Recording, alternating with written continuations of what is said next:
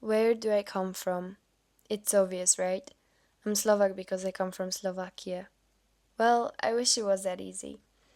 I never really cared much until I stepped outside of her house. I used to be a kid who thought that world would be better if I weren't in it. But I hid everything behind a huge smile and no one really noticed I was struggling unless I personally opened up. Well, you know how I mentioned that my mother doesn't know I'm in Japan?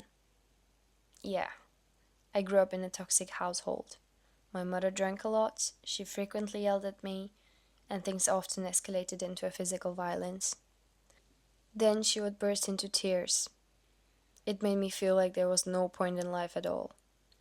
During the last 2 years we lived together, we barely even spoke to each other. I started hurting myself. When I moved out, I cut all contact with her, which is one of the hardest things a child can do to their parent. After experiencing that kind of pain in your chest, you don't really come back the same. At least that's what I think. I'm still trying to figure out whether it made me stronger or quite the opposite. I don't want to make this episode all about my mother. There are far more worse cases in this world. But whoever you are, if you're watching this, and you are struggling with domestic violence, then this is for you. You're not alone. One day it's all gonna be worth it, trust me. Why am I so sure about that? 'Cause look, it's life. The life we get to live once we're finally free. And did my suicidal thoughts disappear? No. As I said before, life never becomes the same again. But by doing what I love, no matter how hard it gets, I keep fighting every single day, and so should you. I believe there's a reason why we're born. What reason?